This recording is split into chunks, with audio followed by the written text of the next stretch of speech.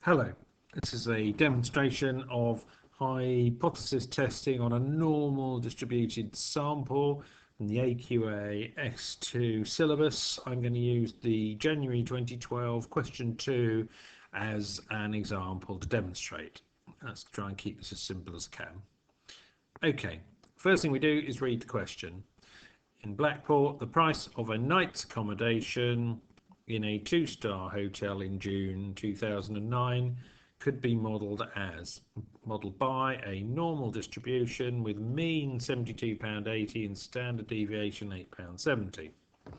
Okay, to investigate whether there has been a change in the mean price, a random sample of 10 2-star hotels advertising on the Visit Blackport website was taken, and the corresponding prices in pounds in 2010 were. So here's a list of 10 prices, and that's going to be our test data. Yeah, that's what came from our sample, and we're going to use. Okay, what's the question asking us? Show that this sample provides evidence at a 5% significance level to conclude that the mean price of a 2-star accommodation, hotel accommodation in Blackport had changed. It doesn't say greater than or less than, it just says changed. Next sentence. Assume that the distribution of prices in June 2010, which is what we're taking the sample from, was normal with standard deviation £8.70. Okay, so there we have our core information.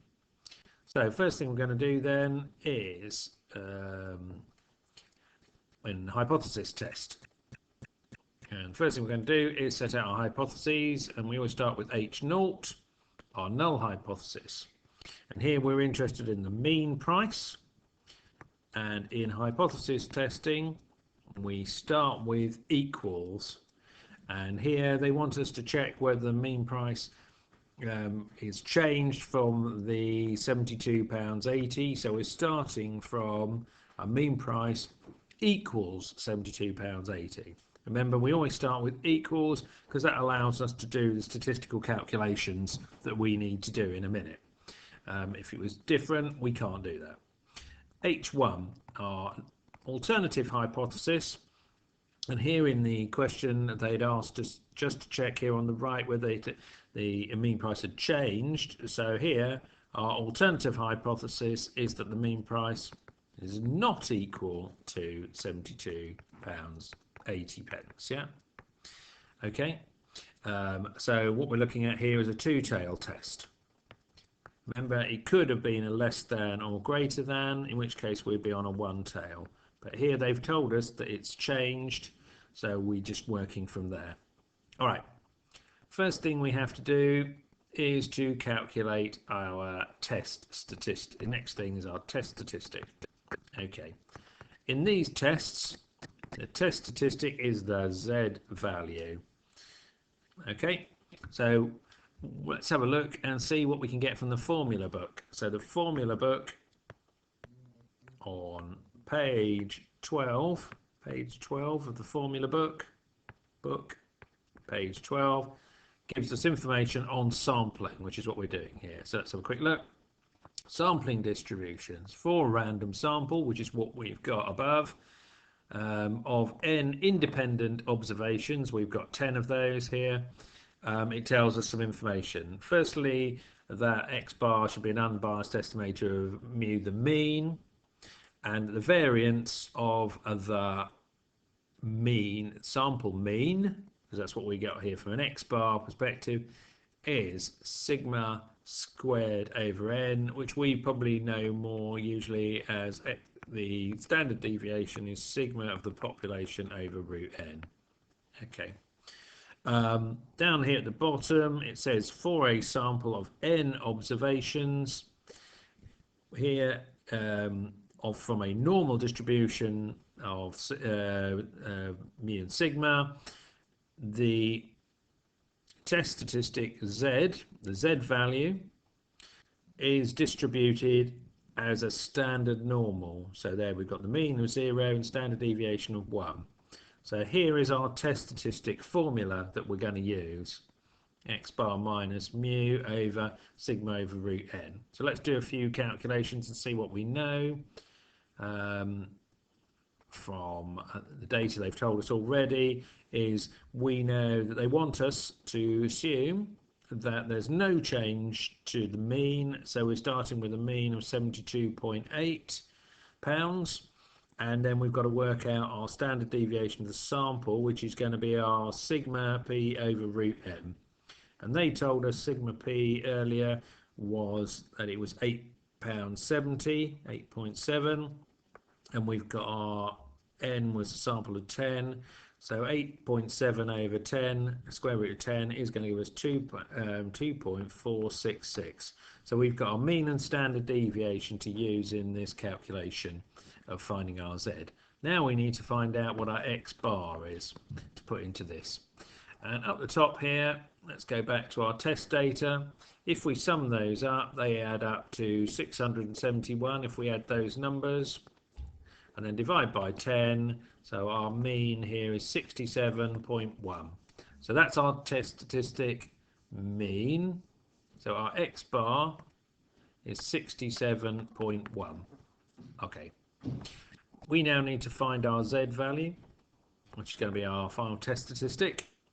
So using the formula we had, x bar minus mu over sigma over root n here, we've got 67.1 minus 72.8 for the mean, assumed mean, over 22.466, the standard deviation of the sample mean. And that gives us, using a calculator, would give us minus 2.07. So there is our test statistic. Okay. Next thing we would do is work out our critical value. Critical value. Now they've told us in the question that they want us to operate a 5% significance level, and we worked out that it's a two-tailed test. And we know that this distribution is a normal distribution. Yeah, so it's a normal distribution, because they've told us that the sample was a normal distribution, the parent was a normal distribution, therefore the sample is.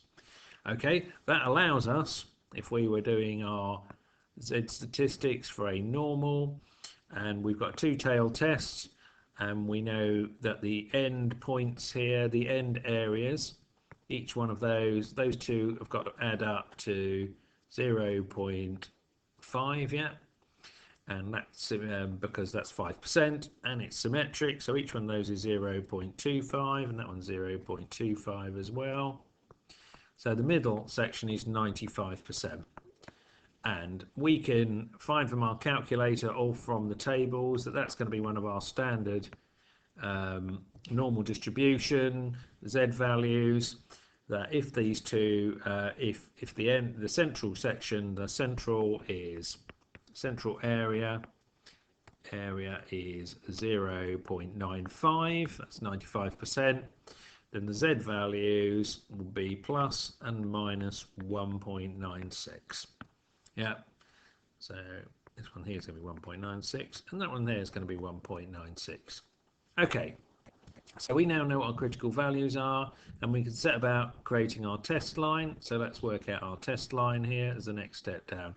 So I'm going to redraw my normal because that really helps me for my test line.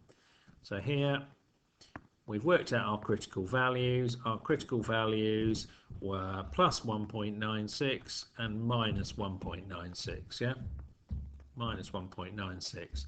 We know that our null hypothesis was that the mean was here at the middle, and in the Z world that's 0. Yeah, the mean is at 0. And using our normal distribution like that, we can see that the middle area here is, because we've got the 0, is going to be our H0 area. These end areas H1 are going to be our H1. These are critical regions, so they're more extreme, they're further away from our center. So here we have our two critical values and our critical regions.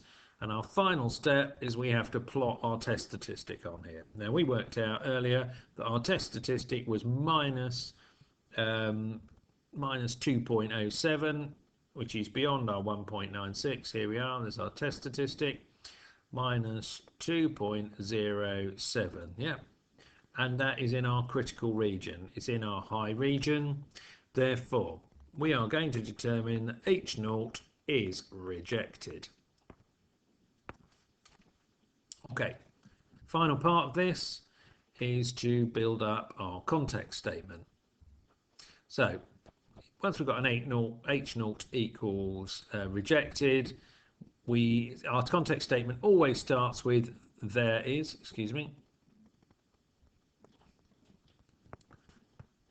context statement always starts with the same words. So we're either having there is significant evidence or there is not significant evidence.